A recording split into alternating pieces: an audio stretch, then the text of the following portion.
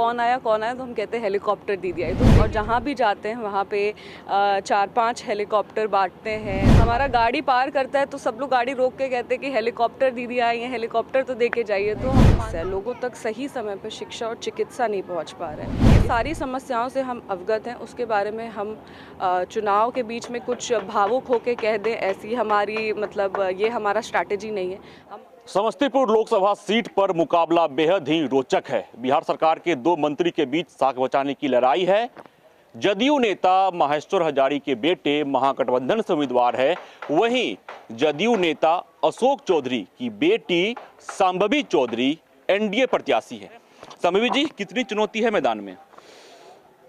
हर चुनाव की अपनी चुनौतियाँ होती हैं। हम ये मानते हैं कि कोई भी ऐसा चुनाव नहीं होता कि आप जाते हैं मैदान में उतरते और आप जीत जाते हैं। मेहनत तो आपको ऐसे भी करना पड़ता है, पर हम मानते हैं कि हमारे जितने भी कार्यकर्ता हैं और एनडीए के जितने भी नेता हैं और जितने भी आप कह सकते हैं लोकल एनडीए के लीडर्स हैं, सब लगे हुए हैं और उनके वजह से हमको लगता है कि कोई भी चुनौती इतनी कोई बड़ी चुनौती नहीं आई है। जो भी चुनौती आ रही है उसका हम डट के सामना कर पा रहे हैं और एकदम मजबूती से आगे बढ़ रहे हैं। आपके पिता भी नीतीश सरकार में मंत्री हैं, सनी हजारी के पिता भी बिहार सरकार में मंत्री हैं, तो एक लड़ाई कही जा सकती है सरकार के 2 नेताओं के बीच? नहीं, देखिए, कोई भी ये जो चुनाव है ना, ये दो व्यक्तिगत चुनाव नहीं है। हम मानते हैं कि विचारधारा का चुनाव होता है। कोई भी कभी भी कहीं भी अगर फाइट होता है तो 2 इंसानों के बीच में नहीं होता या 2 उनके पर्सनल फैमिलीज़ के बीच में नहीं होता है। चुनाव 2 विचारधारा के बीच में होता है। 2 चुनाव होता है वो आइडियोलॉजी के बीच में होता है और पॉलिसीज़ के बीच में होता है, विजन के बीच में होता है। और जहाँ तक रही बात कि वो भी जनता दल यूनाइटेड में किसी मंत्री के बेटे हैं, तो हम ये मानते हैं कि जनता दल यूनाइटेड जो है वो अपने जितने भी उनके कार्यकर्ता हैं, कल हमारे क्षेत्र में मुख्यमंत्री जी नीतीश कुमार जी भी आए थे, श्री नीतीश कुमार जी, तो उन्होंने भी अब बहुत स्पष्ट कर दिया है कि जितने भी एनडीए के नेता हैं वो नीतीश कुमार जी के साथ हैं और वो एनडीए के साथ है और एनडीए में कहीं टूट नहीं है। तो हम नहीं मानते इसको कि कोई भी बहुत बड़ा चैलेंज है। संभवी चौधरी किस मुद्दे पर वोट मांग रही हैं और जनता से क्या कुछ वादा कर रही हैं? मेरा मैनिफेस्टो एक्चुअली हम लोग अभी अपने इलेक्शन के 3rd मतलब प्रचार को हम लोग अलग अलग फेज़ में किए हैं। अभी हम लोग 3rd फेज़ में एंटर कर चुके, जहाँ पे अब हम लोग मैनिफेस्टो और विजन पे बात कर रहे हैं और घर घर जा कर के अपना, पहले होता है कि आप एक जनसंपर्क बनाते हैं, उनकी समस्या सुनते हैं, समस्या सुनने के बाद आप उनके पास हल लेके जाते हो। तो अब हम लोग 3rd फेज़ में आ चुके हैं। तो मेरा मैनिफेस्टो जो है वो रिलीज़ हो चुका है और अब वो घर घर जा रहा है। पूरा मैनिफेस्टो तो बताना संभव होगा अभी, पर हम बता दें कि हमारा मुद्दा है कि हम रोज़गार के लिए और स्वरोज़गार के लिए काम करना चाहते हैं। यहाँ पे युवा देश है। हमारे जो पार्टी के मुखिया है, जो राष्ट्र अध्यक्ष है श्री चिराग पासवान जी, चिराग भैया हमेशा कहते हैं कि युवा देश है हमारा, युवा प्रदेश है हमारा, युवाओं के लिए काम करना है, रोज़गार का काम करना है युवाओं के लिए मेनली। और ये रोज़गार तभी आएगा जब यहाँ पे कंपनीज़ आएंगी, यहाँ पे फैक्ट्रीज़ लगेंगी, यहाँ पे अच्छा सेटअप मतलब इन्वेस्टमेंट होगा। इन्वेस्टमेंट होता है, कैपिटल इकोनॉमी में इन्फ्यूज़ होता है, तो नेचुरली मनी सर्कुलेशन बढ़ जाता है। मनी सर्कुलेशन बढ़ता है तो इकोनॉमिक ग्रोथ होता है, इकोनॉमिक ग्रोथ होता है तो सोसाइटी भी ग्रो करती है और जब समाज ग्रो करता है तो लोगों का आर्थिक जो स्थिति है वो भी अच्छा हो जाता है, बढ़ जाता है। तो हम ये मानते हैं कि आप कंपनीज़, फैक्ट्रीज़, इन्वेस्टमेंट जब आप बाहर से लाइएगा तो रोज़गार बढ़ जाएगा।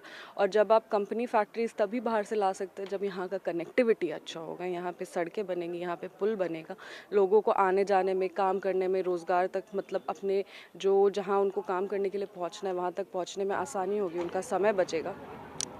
सड़क और पुल, जहाँ तक इंफ्रास्ट्रक्चर का बात है तो ये सिर्फ उसके लिए नहीं है कि हमको फैक्ट्री खोलना है तो हम सड़क खोल रहे हैं। अभी हम कुशेश्वर स्थान आज वापस जा रहे हैं, पहले भी कुशेश्वर स्थान लगातार गए हैं और वहाँ पे एक हम उम्र थे, हमसे छोटे ही होंगे, सेम जनरेशन, सेम पीढ़ी के लोग थे और वो हमको कहे कि दीदी जब बाढ़ में पानी लगता है तो 6 महीने के लिए हम लोग को पढ़ाई बंद कर देना पड़ता है, हम लोग नहीं जा पाते। तो ये बहुत बड़ा एक समस्या है, लोगों तक सही समय पर शिक्षा और चिकित्सा नहीं पहुंच पा रहा है। इसके लिए अगर कोई अभी नहीं आवाज़ उठाएगा तो बहुत लेट हो जाएगा।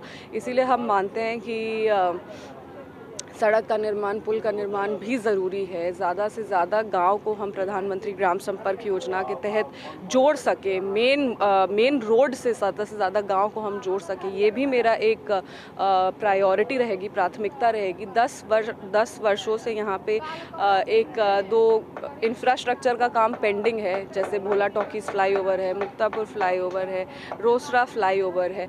तो ये सारी चीज़ें जिसके बारे में हम सुन रहे हैं, हर विधानसभा का अपना एक एजेंडा है, अशोक पेपर मिल है, चीनी मिल है, जूट मिल है, तो ये सारी समस्याओं से हम अवगत हैं। उसके बारे में हम चुनाव के बीच में कुछ भावुक होकर कह दें, ऐसी हमारी ये हमारा स्ट्रैटेजी नहीं है। हम मानते हैं कि हर किसी समस्या को ठीक से सोचना चाहिए, समझना चाहिए, उसके बारे में स्टडी करना चाहिए और फिर ही कोई अपना बयान उस पर देना चाहिए। इसीलिए ये सारी चीज़ बस यही बोलेंगे कि ये सारी समस्याओं से हम अवगत हैं और इसके बारे में हम सोच रहे हैं, और अगर हम चुनाव जीतते हैं तो डेफिनेटली इसके ऊपर हम काम करेंगे। इसके अलावा हम मानते हैं कि किसान प्रधान क्षेत्र है हमारा, बहुत सारे यहाँ पे किसान हैं। किसानों के लिए हमारे पास बहुत पॉलिसीज़ है। प्रधानमंत्री फसल बीमा योजना है, प्रधानमंत्री फसल सिंचाई योजना है, हमारे पास किसान सम्मान निधि है, कृषि सैटेलाइट है। अभी हम लोग के एनडीए के मैनिफेस्टो में स्टोरेज फैसिलिटी के बारे में बात हुआ है। किसान के उपजाऊ जो होते हैं वो बर्बाद हो जाते हैं, उसको हम कैसे स्टोर कर सकते हैं। हमारे मैनिफेस्टो में है कि समय पे एमएसपी को रिवाइज़ किया जाएगा। तो हम जब भी किसानों के पास जाते हैं उनको हम ये सारी पॉलिसीज़ के बारे में बताते हैं। और बहुत सारे किसान ऐसे हैं जिनका केवाईसी वेरिफिकेशन नहीं हुआ है, जिसके तहत उनको जितनी भी योजनाएं उसका लाभ नहीं मिल पाता है, तो सारे किसानों को उससे जोड़ना है। हमारे क्षेत्र में बहुत मजदूर है जो बाहर जाते हैं काम करने के लिए, तो हम कोशिश करेंगे कि मनरेगा के तहत उनको ज़्यादा से ज़्यादा काम यहीं पे मिल जाए और उनको भी नए रोज़गार की अपॉर्चुनिटीज़ मिले, यहाँ पे नया रोज़गार मिले।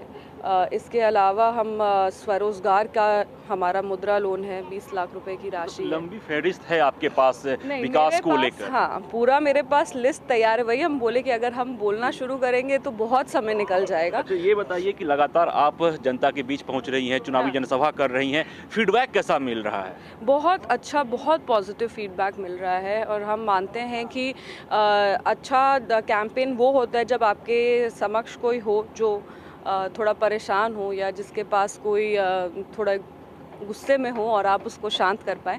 तो हम मानते हैं कि बहुत सक्सेसफुल और बहुत पॉजिटिव रिस्पांस मिल रहा है। एक क्वेश्चन लेंगे, हेलीकॉप्टर दीदी के नाम से आप फेमस हो रही हैं यहाँ पर, इसके पीछे क्या राज है? क्योंकि हमारा चुनाव चिन्ह हेलीकॉप्टर है। अच्छा। तो हम एक हेलीकॉप्टर गाड़ी में लेके चलते हैं और जहाँ भी जाते हैं वहाँ पे 4-5 हेलीकॉप्टर बांटते हैं। हमारा टी-शर्ट्स है, हमारा कैप्स है, तो ये सारा चीज़ हम करते हैं। ये खाली सिंबल का प्रचार करने के लिए है। तो क्योंकि नया सिंबल भी है, तो हम लोग शुरू से ही माने थे कि नए सिंबल को ज़्यादा लोगों के ज़बान तक हम लोग को पहुँचाना है। तो ये कैसे हो सकता है, तो हम लोग सबको बोलने लगे कि जब भी जाते हेलीकॉप्टर लेके जाते तो सब लोग पूछते हैं कौन आया, तो हम कहते हैं हेलीकॉप्टर दीदी आई। तो देखिए छोटे छोटे बच्चे भी अब हेलीकॉप्टर को बोलना शुरू कर दिए हैं। जितनी भी महिलाएं हैं वो हेलीकॉप्टर बोलना शुरू कर दिए। हमारा गाड़ी पार करता है तो सब लोग गाड़ी रोक के कहते हैं कि हेलीकॉप्टर दीदी आई है, हेलीकॉप्टर तो देके जाइए। तो हम मानते हैं कि अब सबको हेलीकॉप्टर के बारे में पता है, वो पूरा समस्तीपुर हेलीकॉप्टर में हो चुका है। क्या इस बार हेलीकॉप्टर समस्तीपुर से उड़कर दिल्ली तक पहुंच जाएगा? बिल्कुल, समस्तीपुर से तो हेलीकॉप्टर उड़ेगा और समस्तीपुर में हेलीकॉप्टर के स्पीड पे विकास भी होगा। संभवी चौधरी का साफ तौर पे कहना है कि जीत हमारी होगी क्योंकि जनता का समर्थन मुझे मिल रहा है, जनता मेरे समर्थन में है और मैं जीत कर सदन पहुंचूंगी और विकास का काम किया जाएगा, विकास की गंगा बहेगी। खास तौर पर शिक्षा के क्षेत्र में, स्वास्थ्य के क्षेत्र में और रोजगार के क्षेत्र में काम किया जाएगा। अपने सहयोगी रौसिफ के साथ Vishwajeet Anand, first Bihar, Samastipur. Panorama group, जो सोचता है वो करता है। आपके अपने सपनों का आशियाना